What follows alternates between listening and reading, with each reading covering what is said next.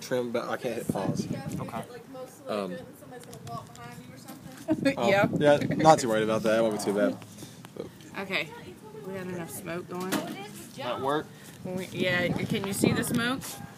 Just get it in the scene. Okay, so I hit that button. It's already going. Oh, She's okay. gonna- Yeah. So. Oh, is it already going? Yeah. Oh, Go for it. that's Start nice. for it. Who's gonna do the title thing? Okay. Oh. Go for it. Okay. This is on the Decameron. It is with Rebecca Nicole. Here, pan over Ryan. Oh, Ryan Egley. Yeah. Pam Johnston. And me. I mean, you gotta say your name, Tanner. Osborne. We didn't even see your face. Because you know what? I can't tell. No, Where's you the gotta camera? turn around. It's know you smoke. Tanner Osborne. I don't. We're doing it for a special effect on our video. We're gonna start with I the can actual be around you. fable and go on I to got the modern bronchitis. joke. I can't smoke. There once was a king who was very well loved from his big kingdom, and he had 3 sons. And the way to tell if you were going to be the following king processor was if you got the ring passed down to you. Well, the ring, there was only one, and this king had 3 sons. And the sons were all very well loved by the king. One was very wise. One had more wisdom than he did. One was the strongest, and one had a heart of gold. So the king wasn't sure which one to pass it on when he was getting sick. So behind everybody, without everybody knowing, he decided that he was going to have 2 more rings forged to look exactly like the one that was to be passed down. So on his deathbed, without anybody else knowing, he had 3 rings. And he called in each one of his sons individually and gave 1 ring to each son. So each son thought that they were going to be the next one to be the processor. Well, they were also told not to tell each other until after he passed away, so nobody knew about it. Then when the king died, it came out that all 3 of these sons actually had a ring. One of the sons went to the sultan of the time and paid him a huge amount of money and told him he would keep him in his court if he would announce him as the actual king overall. And that's how he got his kinghood. Okay, look. Hey, you got my car in it. My dirty car. Alright, this is one modern time. Somebody's an Egley in here?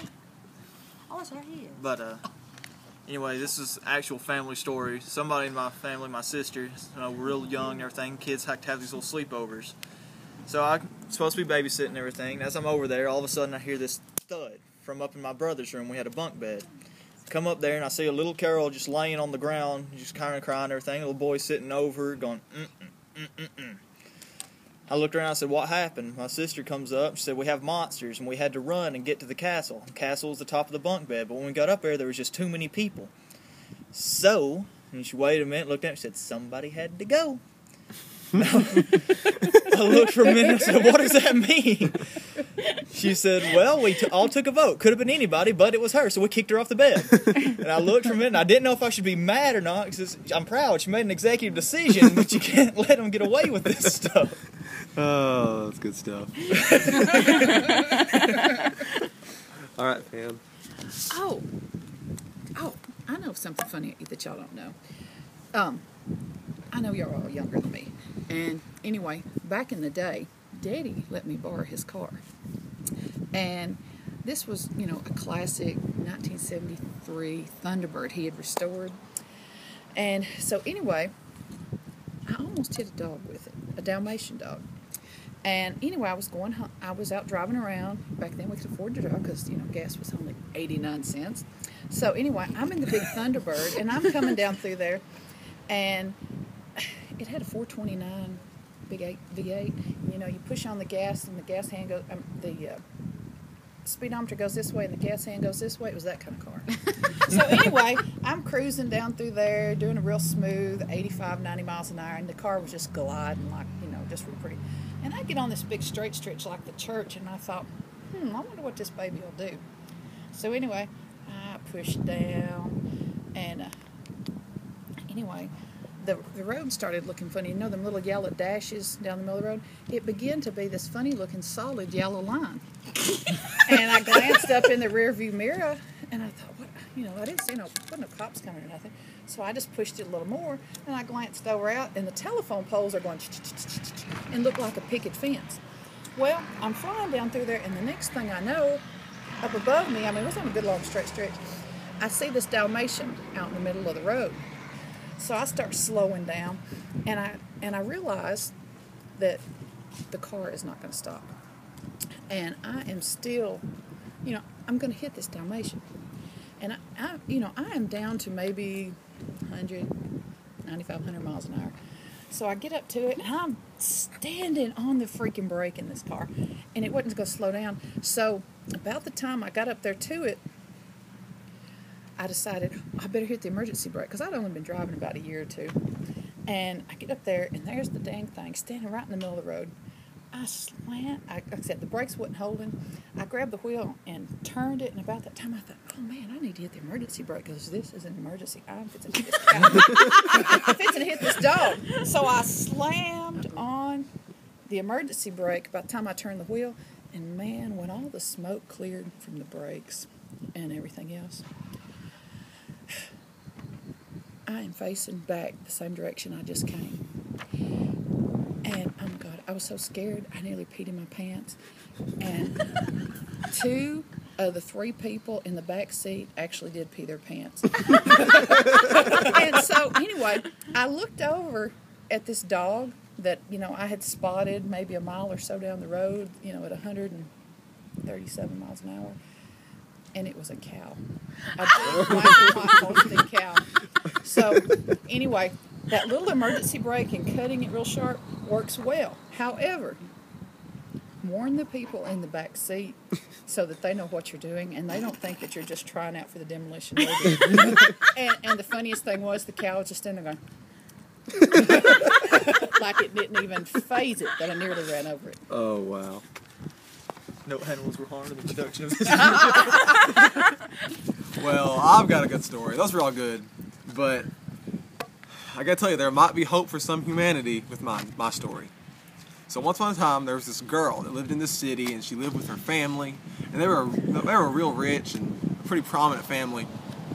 And the city had become more and more evangelical. Well, this girl, she went to church one Sunday morning, and she decided that she wanted to serve God.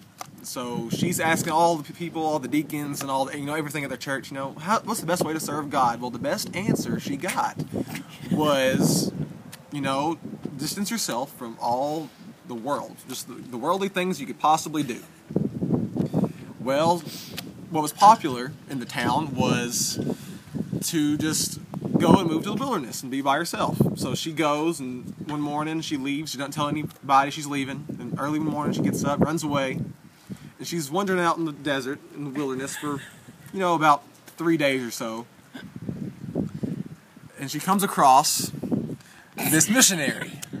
Well, this missionary sees that this girl, her name's Allie, she was hot. I mean, that's all there is to it. So she was there with him. She was asking, him how to serve God, and he was trying to tell her, but then he was just like, you know what, I'm gonna give you food, but there's a man that can probably deal with you a little better than I can, because he didn't want to be, he didn't want to be tempted by her. So he sends her on her way, and she's wandering around a little bit longer, and she comes across this next missionary. Well, the exact same thing happens. He sends her off because he doesn't want to be tempted, because apparently this girl was a model or something. I don't know what it was. Well, she gets to this third guy, and let's call him Rusty.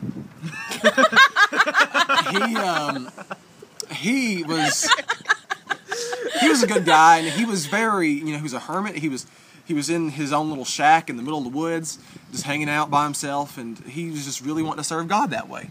So what he did was, when the girl asked him to give her some food, and to teach her how to serve God, is he was just like, I can do it. I can do it easy, because my faith is so strong. I'm not going to give in to temptation. Well, he makes her a little bed in his one-room shack, and she quickly, learns that serving God's going to be tough, but Rusty was having some problems. He was battling the temptation, and he decides, I give up. I'm not battling anymore. I got to figure out how to sleep with this girl.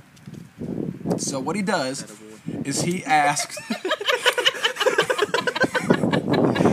he asks this girl all these questions, and he finds out that she's a virgin and she's young. She has no idea what anything like sex is. So, Whoops, sex? What? I said the S word. So she is asking all these questions, and he's teaching her, and he devises this plan to teach her how evil the devil is, how bad he is, and how he needs to be put back in hell. I mean, because the devil's evil, he's the enemy. So he's telling her all this, and so the question, it just begs the question: how do you put the devil back in hell? And Rusty answers, well, just do what I do. So he begins to strip down. He even strips down his brand new leopard skin underwear. And he's standing there totally naked, right in front of Allie. So Allie's just like, okay, whatever. Strips down, totally naked with him. So they're standing in front of each other, totally naked. Tanner seems to be interested in this part. So they're standing there naked in front of each other, and he kneels down like he's about to pray. And Allie doesn't Show us that now. I'm not going to show you that. Do the hands. Okay, come on. Okay. So he's like he's praying for it. I got he's about to pray. But what happens is what's described in Revelation as the resurrection of the flesh. And so Allie asked Rusty, what's that thing sticking out in front of you? And he explains that it's the devil, and it's hurting him awful bad. And so he explains further on how to serve God, he needs to be put back into hell. And she was just like, well, luckily I'm not you, because I'm not in any pain, because I don't have the devil, so I'm obviously better than you. But he's just like, well, the thing is, you have something called hell. And so he's, got this whole planned out, and she's not really putting two and two together. Job. I mean, it's something else. Well, to serve God, they decide to put the devil back in hell. And so they do it 6 times that day, and he's so tired afterwards that he could not move. He slept the rest of the day, and for 6 times. I mean, that's 6. Yeah, they didn't get up from the bed. They did it 6 times. So where does he live at now? some little shack in the middle of the woods. I mean, I don't know what this is, but anyway, but she determines.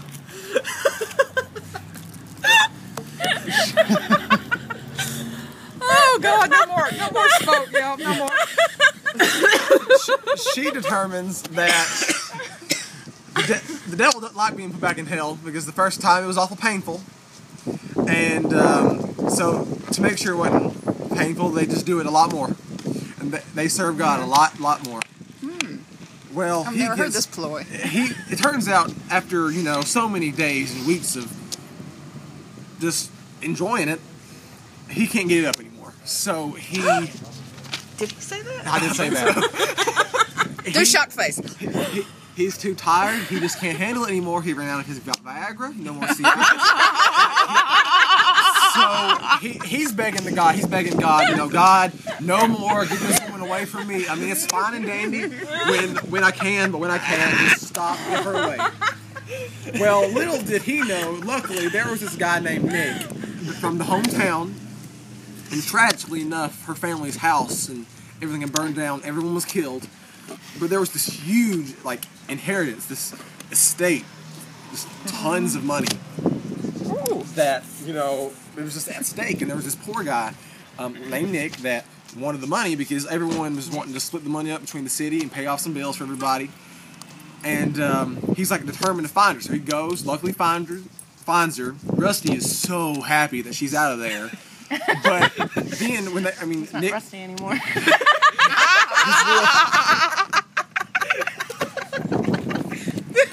So Nick has taken Allie from the little shack in the woods, and against her will, takes her and wants to marry her. Well, they're engaged, but she can't figure out why he won't serve God with her yet. So she's going to all of her girlfriends up there in town or whatever, and it's just like, well, you know, he won't serve God. What a sinful man. I shouldn't be marrying him. Well, all the girls are getting a good kick out of it, and they're just laughing. Well, the moral of the story is, or anyway, happily ever after, they get married and they serve God every day, all day, until they die. Best pickup line ever. Oh, yes. Got one better, Pam? Well, okay. You know, after I nearly wrecked Eddie's car and hit the dog that turned out to be a 1,000-pound big old Holstein cow, I decided I better go to church that next morning. Well, I didn't realize that we were having our gospel meeting going on, and the guest minister, he was normally a missionary, and he had just got back on this big trip from India. And he was telling us about going out and doing all these things in India. And anyway, he went to India, and he was in this one centrally located village, and every morning he would get up and ride his bicycle out to other villages and to do missionary work, and then he'd come back. Well, about the second day out, he drove by this one little hut, and he noticed this pig over there, and it was kind of walking around looking funny. Well, he didn't think much about it. He come back by, and on the afternoon on his return trip, he saw that it looked funny. Well, anyway, Charles was kind of a curious fella, so the more he thought about it, the more it got to bugging him. So the next time he went around through there, he really got to looking, and lo and behold, that pig had a wooden leg. Well, it got the better of him. And so, he thinks about it all day, and, he's in India. And he's thinking he knows that the cow is sacred over there. But he wasn't just really sure what the deal was with the pig.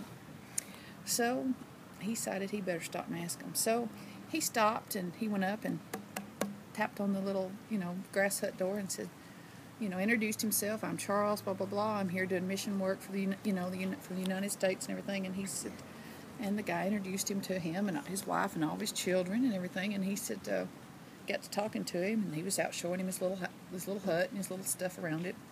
And he says, I see that pig over there. He said, if you don't mind me asking, he said, what's the deal with the pig? And he says, oh, that is a very special pig. That is my favorite pig ever in the world. And he says, what do you mean? He says, oh, that pig is so special. And Charles says, really? What's the deal with that? And he said, well, one night, he said, my hut caught on fire. And that pig broke down out of his pen, come up to the house, broke in the hut, woke me up, woke my wife up, save all my 7 children, get us all out and save our lives. And Charles says, man, that is all just fine and dandy. That is just fantastic. He said, but, so he got burned in the fire. Is that why he's got a wooden leg? The man looked at him and says, do you think we ought to eat a good hog like that all at once? Retracting former statement. One animal was in this video. Well, it was a very poignant sermon, and all this honestly was delivered from the pulpit. But after hitting the cat, nearly running over this Dalmatian dog / cow the morning before, I decided that I would keep my story to myself and not tell anybody about nearly running over the cow.